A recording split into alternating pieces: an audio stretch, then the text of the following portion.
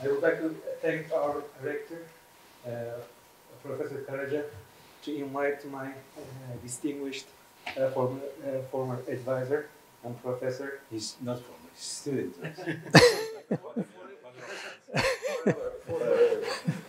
But I think one characteristic that I still try to keep in mind when I have students is he wanted us to become independent researchers. I remember just after I graduated, he introduced me to his colleagues in Glasgow as a former student, not student. I think he wants, in general, academics to be independent researchers. I mean, for me, he doesn't need any introduction, but I think for the general audience, I am not prepared. But that's better. It's gonna be more.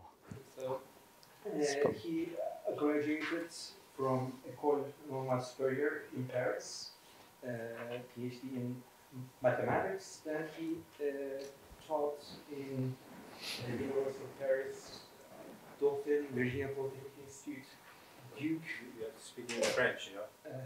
Normale Supérieure. Yes. About my accent. Yes. And then Rice University, where I was his PhD student. And now he's a professor in University of Glasgow, and also a fellow in Higher School of Economics in St. Petersburg. He's a distinguished scholar in the fields of game theory, social choice theory, fair division, mechanism design, and many others. So he has 5 books in cooperative microeconomics and game theory. And as you can see in his bio, he is member of very distinguished academics, such as Fellow of the Econometric Society, Royal Society of Edinburgh, and the British Academy.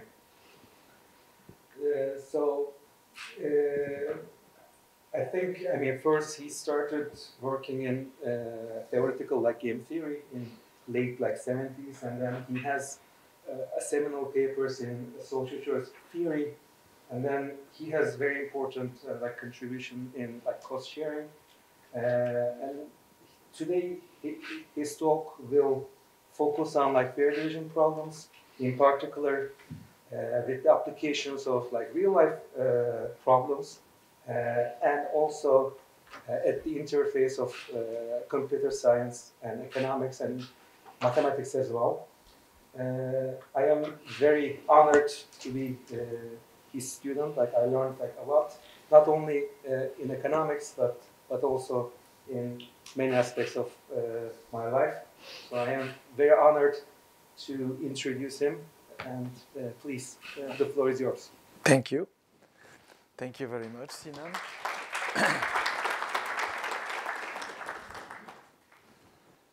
So, as you said, now you're not my student, we are students of each other. We are supposed to inspire each other by our independent ideas. So this is a talk about some aspects of economics. Economics is known to most of us, and in fact in most of its activities, as a descriptive science. It's a science which is trying to describe and explain and forecast the way scarce resources are allocated in society. So the talk today is not, on the other hand, it's not on the descriptive aspect of economics, but a subset of it, which is perhaps less well known, but in fact has been intensely developed in the last 50 to 60 years, which is a prescriptive aspect. An aspect of economics in which we as economists are trying to invent or improve social processes, ways by which we allocate resources and cost and so forth, and ways that we try to justify as being the optimal ways. So one of the important actors in this field, Al Roth, called this once in a famous article, the economist as social engineer. The idea being precisely that. I mean, that they are, the tools of economics are not infinite. They cannot address every aspect of our social interactions, but in some of them, they can give us some insights which are important enough that they can really change the way we do things.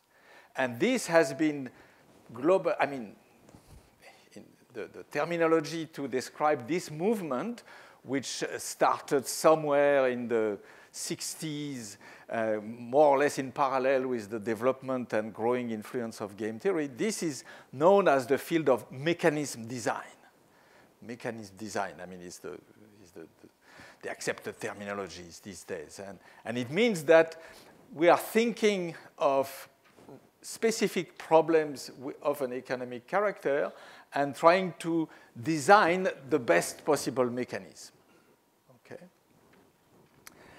So that's of course a challenge, and because you have to define what is your problem and define what you call by optimal mechanism and so on and so forth. Nevertheless, I think it's fair to say it has been a success story. I mean, in the last 20 years or so, I would count roughly that 5 or 6 of the Nobel Prizes have been allocated to some aspects of this field.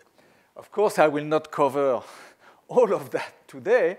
I want to focus on one particular aspect, which has to do with the subset of mechanism design that can be called fair division. What I like about that particular subfield of mechanism design is that it's the most ancient, it's the one that has the most vindication through history. I mean, we find instances where the method of divide and choose is discussed in the Bible, in Greek text, and certainly even before. I mean, I think the first person to invent an interesting simple fair division mechanism probably invented the divide and choose method, which it's so well known I don't need to explain, right? I mean, we have something to divide. With 2 kids are splitting a cake, well, if one of them divides and the other chooses his favorite piece, some sense of fairness will be achieved. And this sort of mechanism has been under the radar of mathematicians, economists, game theorists for quite a while now.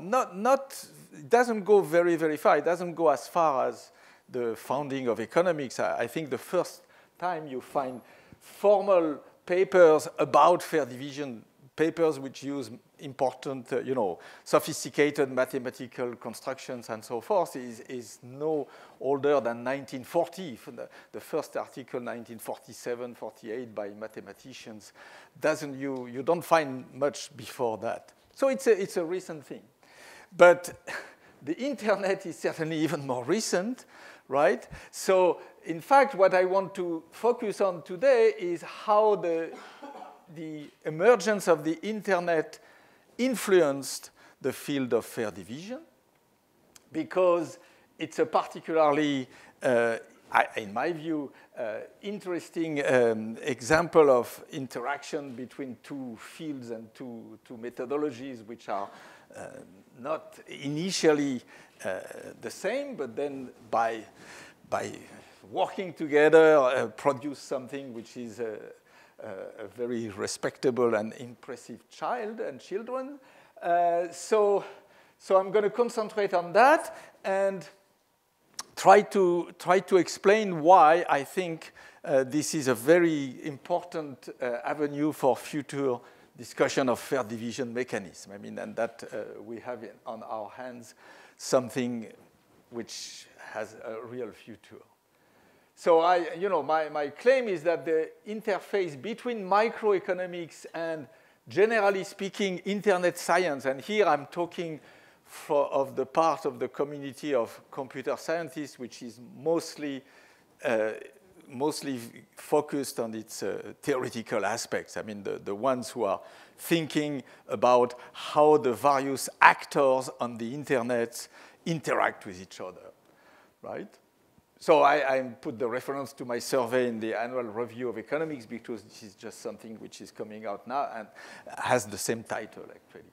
So just to give a sort of a sociological, academic sociological background to the thing, here are a few dates of when the thing started to happen. When was it that computer scientists and economists of a theoretical trend, I mean, you know, the more mathematical economists started to interact? I mean, there was the first instance really in the mid-90s was when computer scientists started to have an interest in game theory. Game theory as a way to model strategic interactions in a very broad sense. And the computer scientists who first put their nose in that field were interested by issues of computation, issues of complexity. I mean, how can we, how are this or that equilibrium concept in the theory? Can they be easily computed, apprehended? So it's not exactly what relates directly. It doesn't relate directly to mechanism design, but still it's where it started, mid-90s. Okay, very soon an important forum, probably the most important one to these days, emerged in the 1999, an ACM conference by the name of Electronic Commerce. It started with that title in 1999, capturing precisely the idea that with the internet, there were many new shapes of markets which started to emerge, you know, many new protocols by which we could exchange resources on a vast scale, and therefore there was a case for, you know, deep and systematic interaction between economists and computation. And in fact, after a few years, I think in 2003 or something, the conference was renamed Economics and Computation, because it was so successful. You know, there were so many economists bringing ideas of mechanism design and computer scientists, you know, absorbing their concepts and their methods and then putting, you know, adding their own concerns about complexity, scalability, and so forth, that it became a main forum for economic and computation. And to this day, it continues every year to be a very important and very competitive conference. Then there are others, you know, the web and internet economics started. There is one which specializes in the interaction of computer scientists and social choice. Social choice being, if you wish, a subfield of mechanism design, of course. And then there is now a journal which is meant to collect work at this interface. Okay. So what's important in this interaction? Well, lots of things are important. Certainly the most visible, the one which generates the most important cash flows are things like the design of auctions. I mean, if you know anything about mechanism design and the work of Vickrey, Meyerson, Maskin, and etc., you probably have heard that the economic theory, microeconomists have been able to analyze to a large degree, I mean, with a large degree of sophistication, the working of auctions, I mean, the way auction markets work, what are the strategic concerns of the participants, what are ways to design optimally auctions, and their advice has been used by, for instance, government, I mean, offering for bids the airwaves, you know, to channel cable companies and so forth, as well as, specifically in the internet context, the design of advertisement auction on the internet, which, as you know, are where Google, Facebook, and all these giants get their money, right? I mean, it's a very sophisticated system. It's not my subject today, because here, if you wish, in this part of the application of mechanism design to the internet, the goals are efficiency, I mean, allocating the objects to the right person, and profit maximization. I mean, we have a company, and they are maximizing profit. That's not what I have in mind. What I have in mind is another aspect of the transactions, the many sort of transactions on the internet, which are non-market, or if you wish, moneyless. Transactions in which, well, something happens, something has to be distributed based on individual characteristics like preferences, special demands, and so forth, but there will be no money changing hand. Nobody will pay specifically a price, a cash price. Nobody will make a profit or a loss in that dimension, right? And in particular, one reason why you don't have this money changing hand is that the property rights are not clearly defined. They are, you are in a kind of a relatively gray zone of common property rights, or and you have to define those things, and that's where precisely the design approach can be successful. So, for instance, think of peer-to-peer evaluations and rating systems that are very important guide to our own surfing on the internet and how we choose various things. I mean, that in itself is a really interesting type of transaction, right? I mean, you are saying something, reporting about your experience, making giving a rating to something you have been using, and okay, what are the incentives? Is that going to work well? I mean, this is a very difficult, complicated system, how to design those things so that they give you useful information and not junk. I mean, not things which are perturbed by obvious strategic maneuvers. So one of the things I will present soon has much to do with this issue in a more stylized way.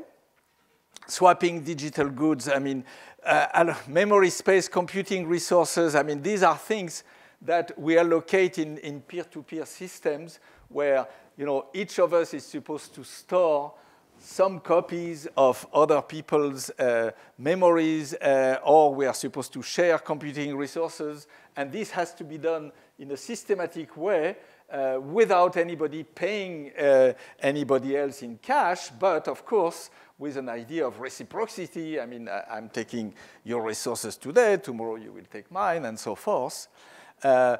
Another special thing, which will be my first specific topic, is the idea of messages in the switch nodes of the internet. I mean, I like this model because it's the first one in which I was involved into an actual collaboration with a computer scientist, and you will see in a moment. And yes, it's an issue. It's a really the most important issue in these switch nodes, which are collecting zillions of packets and redistributing them through the network. And there is an issue of how do you prioritize them, as you will see in a moment. So let's wait a second. Okay. All right. So in all of these transactions without money of that sort, the fact, I mean, the claim, if you wish, is that if the system is not fair in a transparent way, it will not be believable, it will not be trusted, and therefore, having clear, transparent, normative arguments that say, this is a fair system because is really key for the stability. I mean, you could say, of course, you would say the same for most of our social institutions, right? I mean, if they perdure, it's because we all understand, what are their normative foundations. But what's interesting in the context of the internet is that we don't have to redo the world. I mean, we can sort of start afresh on new specific problems. The issues of incentives, of course, will play a big role. Because we are economists and we understand that selfish interests are at play here. as von Neumann was saying, to deny the role of incentive is like to deny the law of gravity, right? I mean, we have to follow those things. And of course, an additional concern, which I will not directly address today, but just to show that it's always in the background, is computational tractability, that those things have to use algorithms, I mean, which are feasible algorithms and not too complex algorithms. Okay. What happens, and what's really especially interesting from the point of view of real life, if you want, is that another virtue of the internet is that it makes it so much more easy now to display the results of this theoretical exploration by offering on specific platform a way to immediately implement those fair division rules. So if you look at a website like this one, splitdigit.org, which is one where I've been involved in some of the entries, this is a website where you find half a dozen iconic problems, specifically described with their own, in their own little world, and two of the things I will survey in a moment appear here among 5 or 6 others. And then you can immediately, by entering your own characteristics in the way the system asks you, you can immediately run a test of what solution the system would propose. For instance, I mean, one thing that you find here, which I'm not going to talk about in the next slides, but would be sharing a taxi ride. Okay, you want to, the idea, I mean, the scenario is you are leaving the restaurant or leaving the friend's house, and 3 of you are going to share a taxi to go home. But you live in A, I live in B, and the third person lives in C. And therefore, the taxi will take a certain route where, of course, if you live in C, it's very far, so you probably are responsible for a bigger share of the bill than the person who lives in A, which is fairly close. But exactly how much more? What does it mean? How can we fairly charge the person who is farther with respect to the one who is closer, right? So what this little icon allows you to do is the following. You ask, so you know the price of the fare, maybe it's on Uber or something, but then you can also ask Uber, what would be the cost of just taking me, Hervé, to my home at A? And what would be the cost of taking agent B and agent C to their home separately, independently of agent A? And so on and so forth. So you can do all the combination, and there are 7 combinations of either persons alone, person 2 by 2, or the whole 3 together. And you can input those names, of course, instantaneously. You are not hoping to ask the taxi driver, oh, by the way, before we go, if I was going, that could never work before we had something like Uber or Lyft or this sort of website. So instantaneously, you load those numbers, and you apply a formula which is very well known to game theorists. It's the one invented by Shapley and some say also by Milnor in 1952, which is a simple way, but simple, very, very well motivated theoretically, a way to divide cost in this context of complicated externalities, right? So it's available at the touch of a screen. So that's really allows for a real testing ground of our IDs, whether users adopt those things. I mean, the split digit, which is much more broad than adjusted winner. Adjusted winner is just about fair division of items. But split digit started in 2014. They tell me that right now it had close to 200,000 visits, and maybe 20–30% of those actually try something on the site. And there are some good reactions. I mean, because they send new questions. They say, "Oh yeah, well, we did that thing, but it was not exactly our problems." And some of the questions you get allow you to do some more research, which is exactly what we look for, right?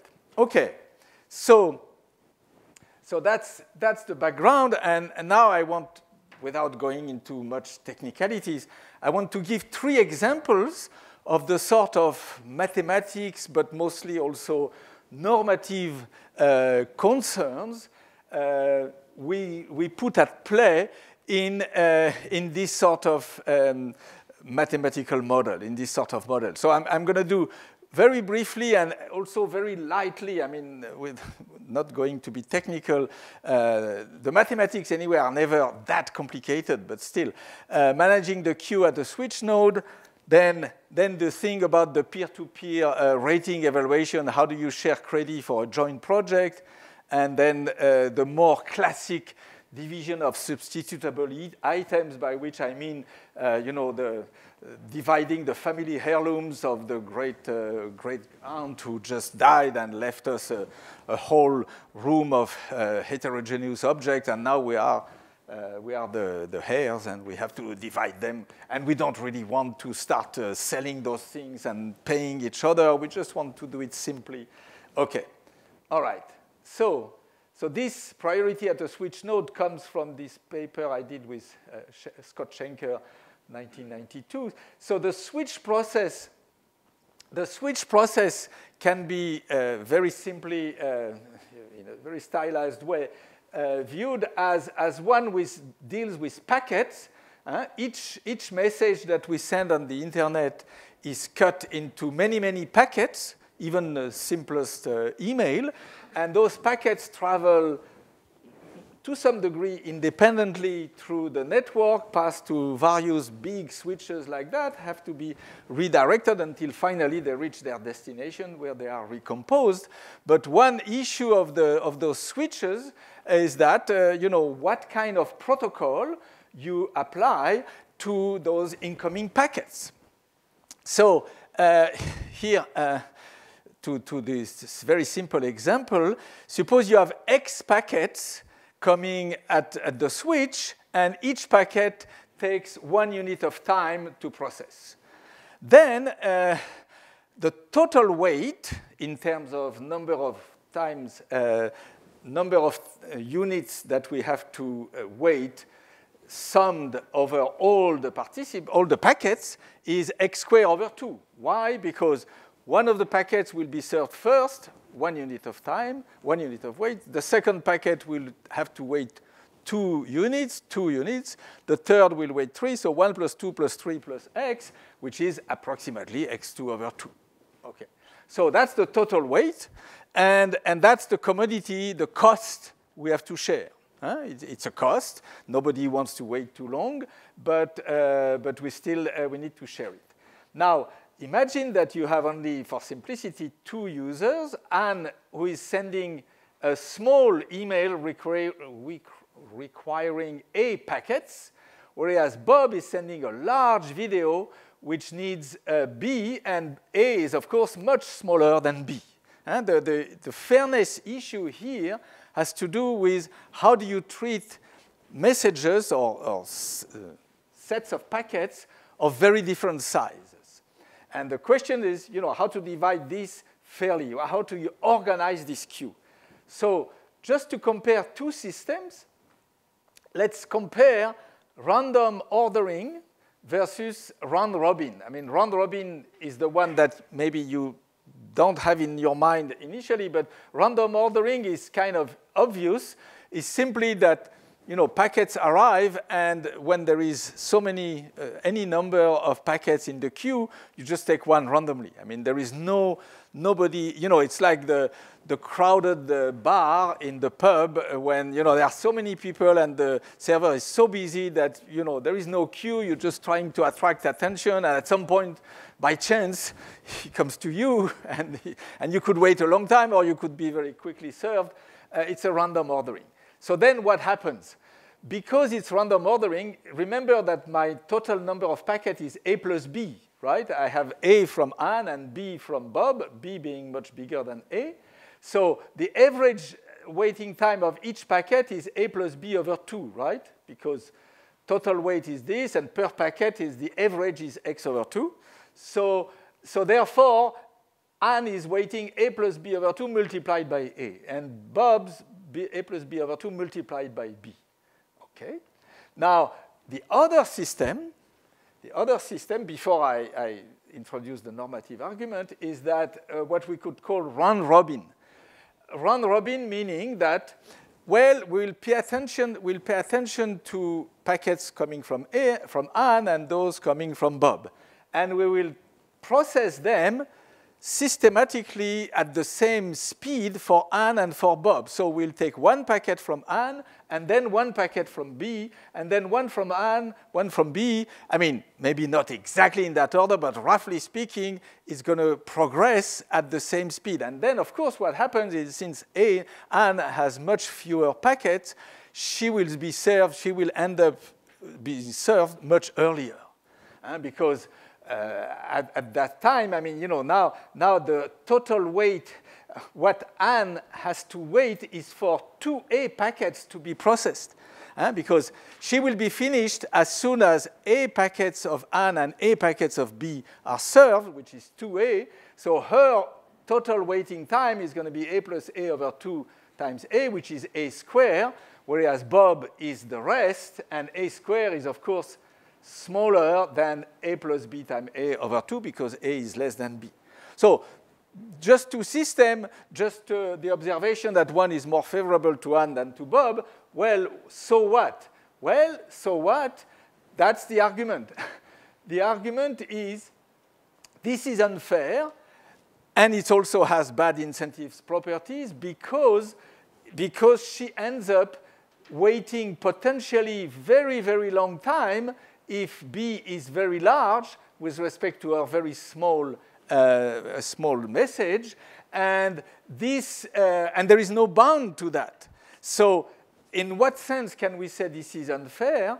Well, by introducing this normative argument that Anne is entitled to at least 1/2 of the most valuable slots in the queue, just like Bob. So in other words, we think of the queue and the distribution of these A plus B packets as A plus B units, which are decreasingly valuable. The first one is the nicest that everybody wants. The second slot, which happens which makes you wait 1 unit, is 2 units is just the next valuable, and then so on and so forth. It becomes less and less valuable, but everyone has the same entitlement to those most valuable slots, and therefore Anne and Bob gets half of the best one, half of the next one, half of the third one, and so forth. And if you do that, you will see immediately that it takes you to the round-robin method, because what it means is that over the first 2 times A packets, Anne has the right to get half of them, and therefore that's why she deserves to wait no more than if she was sharing 2A packets, I mean the weight corresponding to A plus A packets over here. So that gives you a very simple sort of normative idea, which then eliminates the random ordering, but points the projector, the attention to the round-robin method. What happens also, and I don't have time to talk about it, is that this method, which more generally is called serial cost sharing, has also very, very strong incentive properties in the sense that if you ask in terms of, agents behind Anne and Bob who have microeconomic incentives and trade-offs between the number of packets they demand and the weight that they will incur, if you ask them to report their preferences by this kind of mechanism, I mean, like the round-robin, you will actually do it in a completely transparently incentive-compatible way. So there are other normative reasons and strategic reasons to prefer that thing. Okay, so this is just an example. Again, to me, it was the first time encountered a potential, a nice application of the fairness ideas in the internet context. So that's why I like it, but it's also so simple.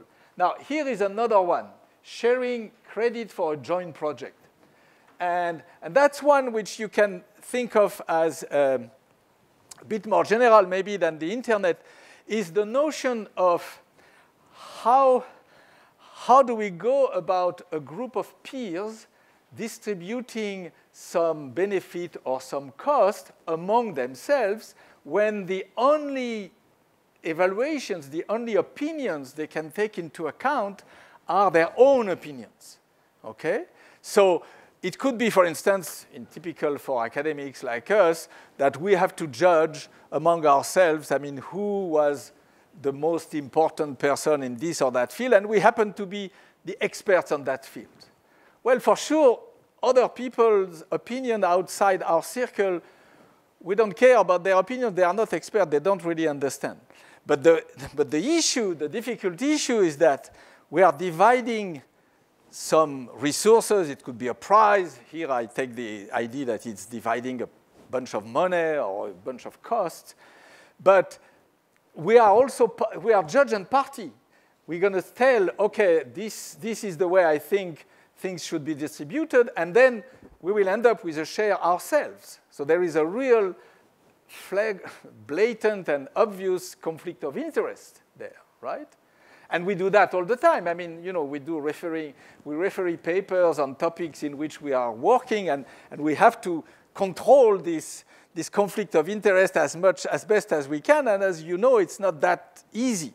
So, okay, so partners, I mean, another, you know, partners are sharing the benefit of collaborative work. So, for instance, you know, you have partners in a law firm or in an accounting firm or some kind of secret, something which really has serious confidentiality concerns. So they know how the work has been, they can evaluate how the contribution of the various partners was personally, but they don't want to have any outside observer trying to put his nose or her nose in that.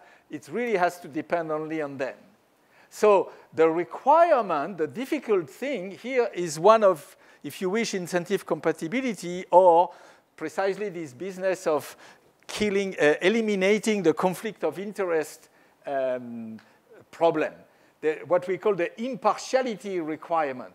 My evaluation of other participants' contribution should not influence my final share. So we're going to be several people. We're going to tell our opinions of what the others deserve as a share of the total cake, but that will somehow affect the overall distribution. Nevertheless, I would like that my own share cannot be influenced by my own message. Because if it was influenced by my own message, then I would immediately think of using that message to increase my share, not to reveal my sincere, honest opinion. Okay? So that's the puzzle, that's the challenge in this problem. How can we be impartial and at the same time capture some serious information? I mean, if you want to be impartial and you don't want to rake your brain for any more complex method, just divide the thing equally and forget it. Okay? It doesn't matter that you were slacking enormously and I was doing all the work. I mean, if we divide equally, we ignore the reports. There is no reports. There is no peer judgment. That's too simple.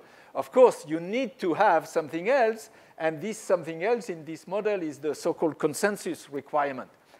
If our evaluations are consistent, the corresponding division should be implemented. By this, I mean something precise mathematically, but you will see it simply means that when we assign shares of the benefits to the others, our reports are perfectly consistent. And let me explain what this means. Okay. So in this mechanism, every participant will send a message which evaluates the relative shares of other participants to the exclusion of themselves. So in other words, suppose we divide 1,000 liras, and there are 4 of us, and I am agent 1, I'm going to tell independently of what I get myself, I will say, vis-a-vis agent 2, 3, and 4, I think that agent 2 deserves twice as much as agent 3, and 3 and 4 deserve approximately the same thing. So I'm giving the ratio of how to divide the money in my absence simply by giving this opinion about the other. And of course, this will be a key step toward making the method independent, making my share independent of my message. But it's not the only step. So my message, if I am agent I, is that for all jk other agents, I have to report a ratio Ri-jk, which is what I esteem, what I evaluate as agent I should be j chair over k's chair. And of course, because I am essentially giving a set of weights to the other participants, for consistency, I mean, by definition, my message should be just that, so that Ri-jk times Ri-kl should be Ri-jl by simply multiplying ratios. It should be that you have this sort of thing. So this defines what your message is. You can simply also say a set of convex weights over the others. OK. Now, consensus. What does consensus mean? So assume you have 4 participants, 1, 2, 3, 4, right? And they divide 1 unit of credit or benefit. So consensus means that if agent I and agent L judge both the pair JK, so I and L are 2 different agents than J and K, and they agree all the time. They view that, yes, the ratio between J and K is the same whether viewed by I or by L. So if that happens for every agent I, J, K, L, then, in fact, mathematically, it's a very simple fact that you can find shares x1, x2, x3, x4 such that this ratio Ri-jk is precisely the ratio xj over xk. So in other words, if those messages agree in this fashion, then we should do this because, of course, it's the opinion. OK? So that's requirement number 1. Requirement number 2, which is the most difficult, of course, is impartiality. The reports Ri-jk by agent I, remember, he has to give a report on every pair jk. So he has to give 3 numbers related by 1 equation, so it's 2 numbers. So those reports should not influence the share of agent I. So in other words, the share x1, of course, here I'm talking of a situation where the reports are not consensual, where there is no consensus. If there is consensus, we know what we do. But if there is no consensus, what do we do? So that becomes a functional equation, this requirement.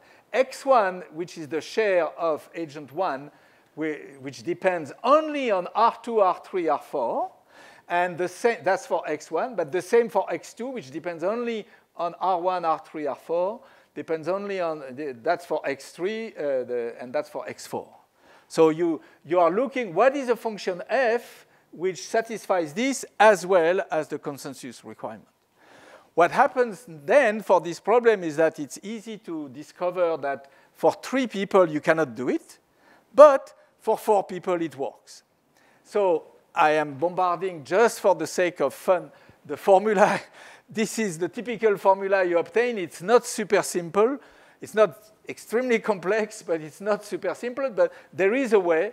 There are ways, in fact, more than one way to do it, where you essentially the idea is that you take, when you look at the evaluation of agent 2 and agent 3 above the comparison, about the comparison of 4 versus 1, you do some kind of aggregation, and then you proceed essentially by eliminating agents one at a time and doing partial redistributions, and somehow it works. So, of course, I'm not going to comment about the formula and so forth, but the point is that it's very easy to implement. And in fact, it's one of the icons on Split Did It does exactly that. I mean, asks you, to report those ratios and then pulls out this with the clear justification that this will eliminate the conflict of interest. we are still far from being able to apply, you know, systematic method like that to the report about restaurants, hotels, and, you know, how do we make those really objective, and we eliminate the friend of the hotel owner who write rave reviews systematically. I mean, there are many other issues in the peer-to-peer evaluations, but these are some first steps, probably of some importance. Okay, all right. And now I come to my third item, for which I refer to recent work that we did, but of course, in a sense, it's the oldest problem of fair division, is the one where we are dividing items. It could be memory space and computing resources, family heirlooms. It could be also non-desirable items, family chores, you know, so many hours of cleaning, so many hours to babysit, and so forth. Well, if you don't like babysitting, if you like babysitting, then it goes in the other category. Work shifts, teaching loads, all these things that we do, and we don't buy it out from each other. I mean, so there is an additional normative constraint here that, you know, cash is not allowed. I'm not discussing that. I mean, you know, we could think of a world where we each buy each other's teaching load personally, but we just don't do it. I mean, so let that be the assumption. Dissolution of a partnership. I mean, this is where those things are quite useful. I mean, you know, when you have a situation like for instance, the time where the University of Leuven split between University of Leuven and Louvain-la-Neuve, and they had to split a lot of assets at that point, in particular libraries. And of course, in those days, we are talking 1975 or 6, in those days, libraries were hard, you know, heavy books. So how did they divide the books and like the collections? And you know what they did in the end? Well, if it was, I don't know, the Journal of Political Economy, Leuven get volume 1, Louvain-la-Neuve get volume 2, Leuven get volume 3, Louvain-la-Neuve. Well, you know, it's not absurd. It's not absurd because how, you know, it's a lot of journals, it's a lot of things to divide. There was no time to ask them, you know, do you prefer more the later volumes versus the earliest ones? So they had to do some simple equal split. They had to do the simple equal split in that fashion, not exactly equal because there is the indivisibility of the volumes. So generally in that literature, in this problem, the whole point of fair division is it's okay to divide things equally, but it's not efficient.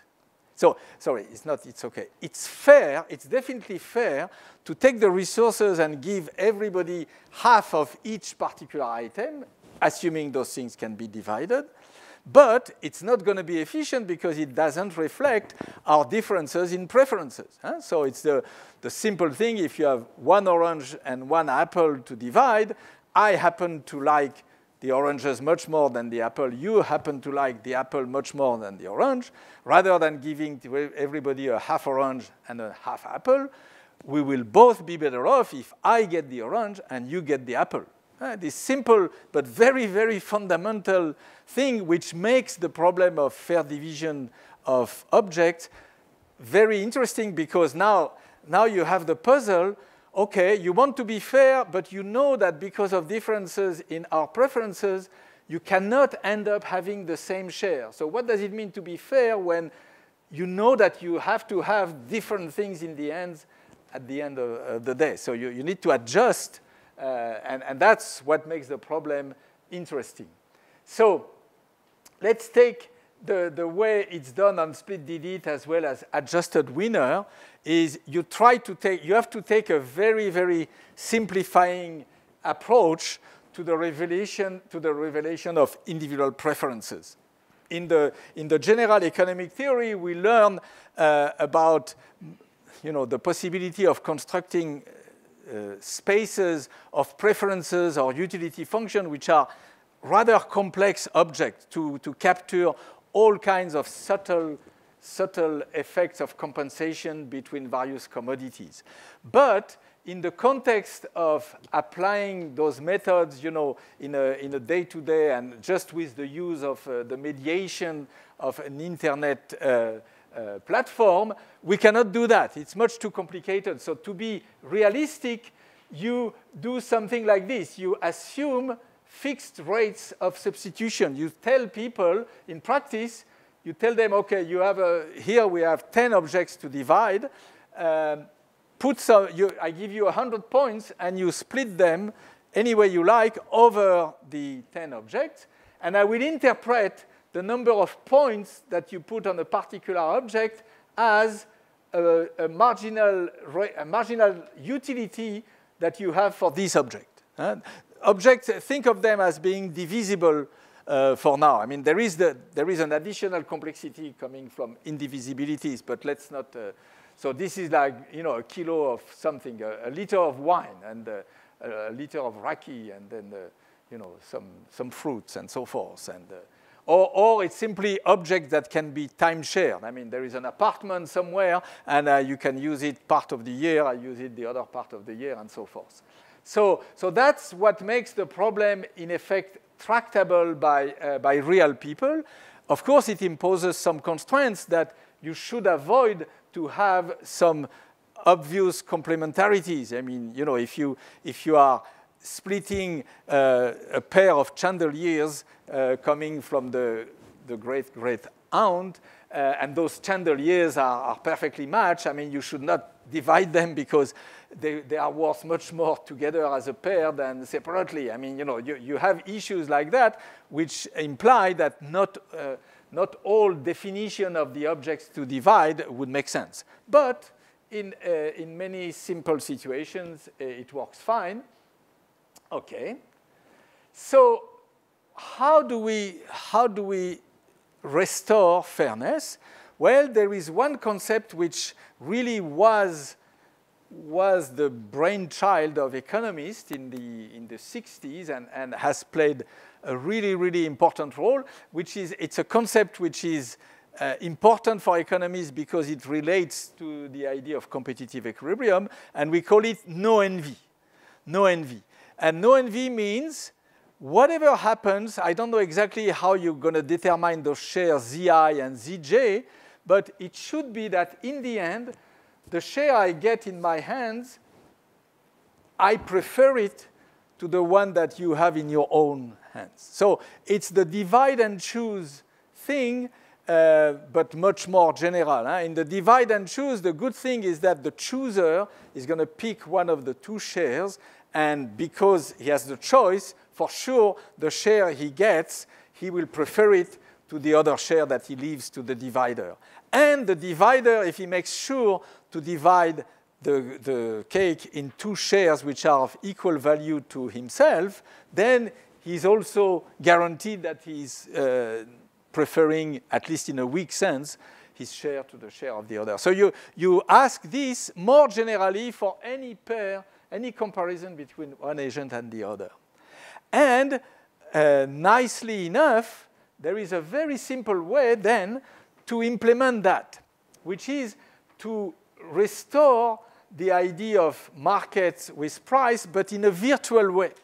So even though I said, you know, these are for questions, for models, or for concrete problems in which there will be no exchange of money, what we do to find the solution, to find a good solution, is we do as if there was some money behind, but you can call it virtual money or fiat money. You find some budget and some list of prices such that at those prices and with this budget, the competitive demands by the various agents, that is to say, their best choices of allocation, given the utilities that they report, given that the numbers, the way they have shared their 100 points, is exactly what they actually like best, given the budget constraint, is going to be the share that you give them.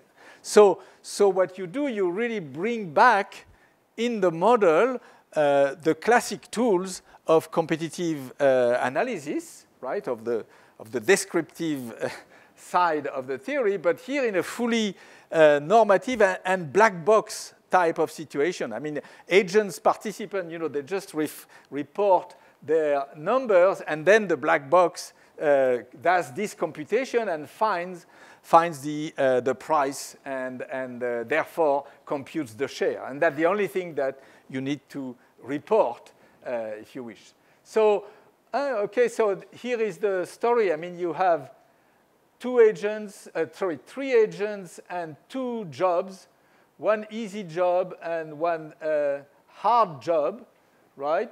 And they, this tells me that for Denise, good A, the job is a valuable job, but since it's easy, it's not worth. It's worth only 1/3 of the same amount of good B. The hard job is the one that pays well or is valuable in some other way. And then you have a second agent, Emil, who has a ratio of 1:2.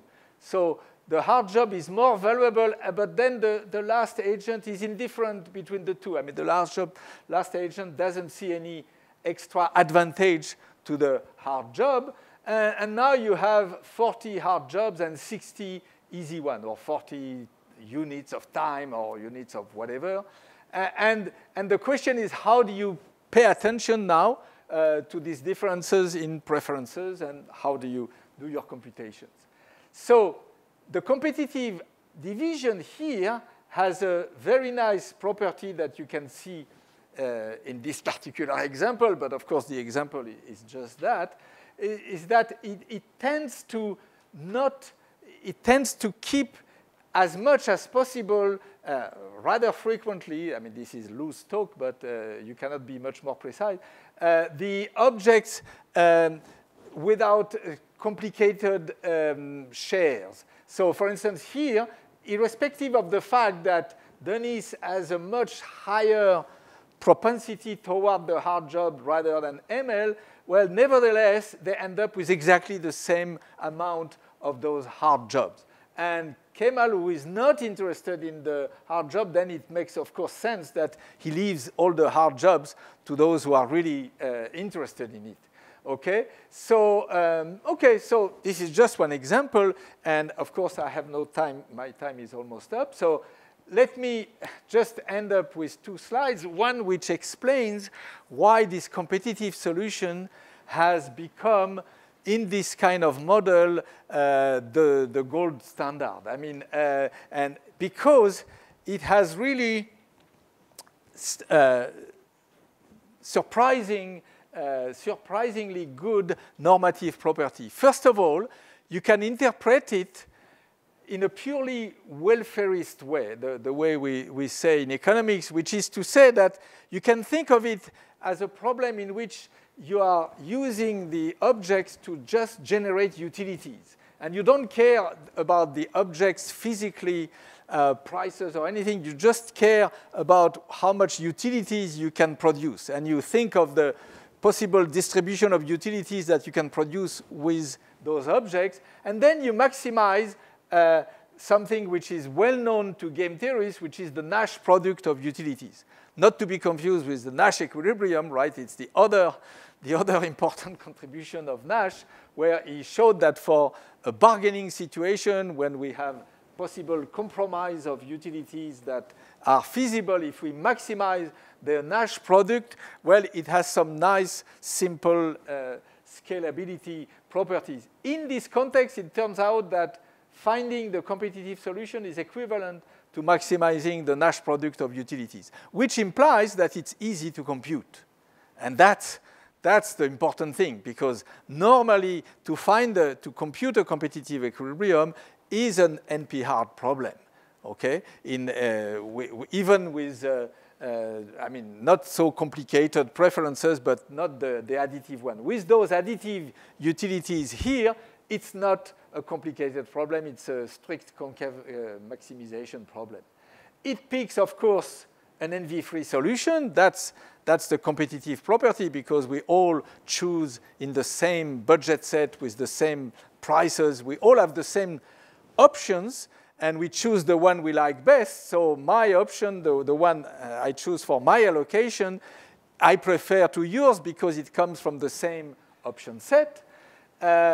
Everyone, it has the nice comparative static property that if you have more things, more valuable things to divide, everybody benefits weakly. So it's never a bad thing that there is an extra amount to divide in the inheritance. So you can imagine that when this property fails, I mean, there are some very paradoxical effect, to the fair division, because it means, look, I mean, we are common owners of this pile of goods. Now, today, you give me so much, but tomorrow, when more goods arise and we reevaluate the whole division, I end up with something worse for me.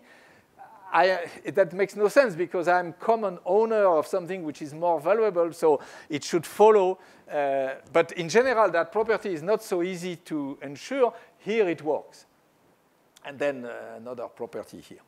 Okay, so therefore, because of this kind of rather profound and not invented by us, I mean, I quoted our paper recently on some aspects of that, but many of the main properties here are not by us. Because of that, I mean, it's really one that you can justify and implement easily and justify normatively. Just to mention, there is very active current research on those topics because several variants, simple variants of these models are in fact very hard. For instance, if instead of dividing goods, we divide bads. So we are dividing chores, workloads, things that we don't want to do, or we want to do the minimum possible.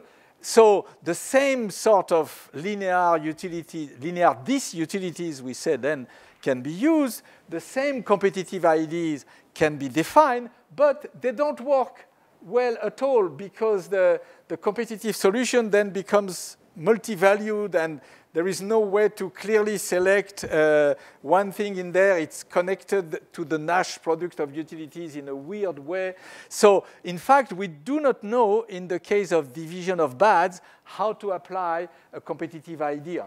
And if you go on split digit, I mean, we explain precisely that for a problem with bads, we use a different kinds of solution. And we are still searching for some nice way to adapt competitive ideas in this context.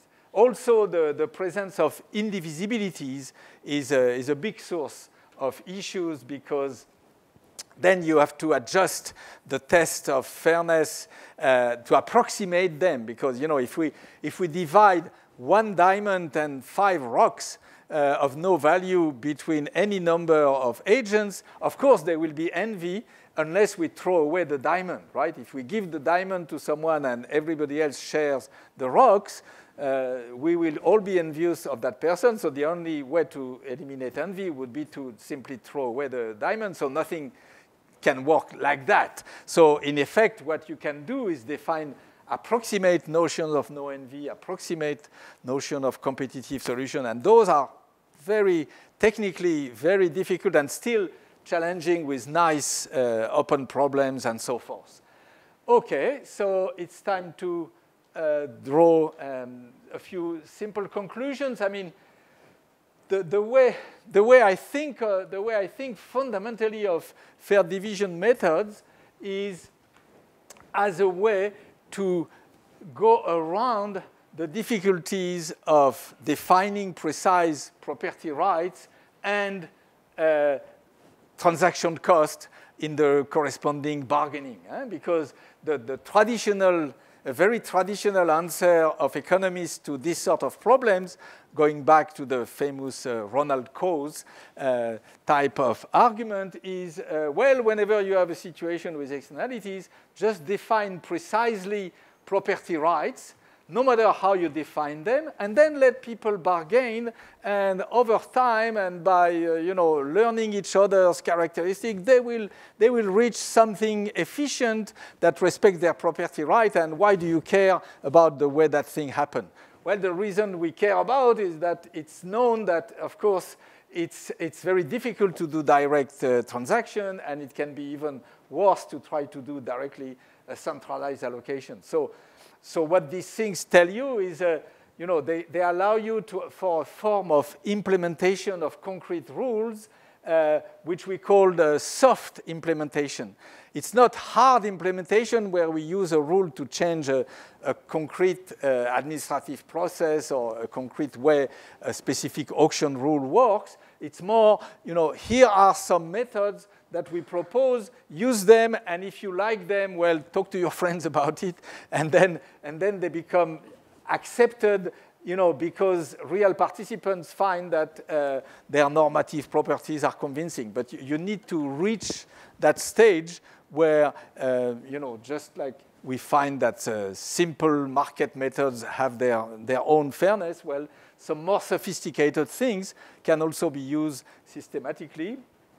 And we still have, of course, many more steps, I mean, to develop this kind of approach on more rich and more realistic type of models. But that's the general program. Okay? Thank you.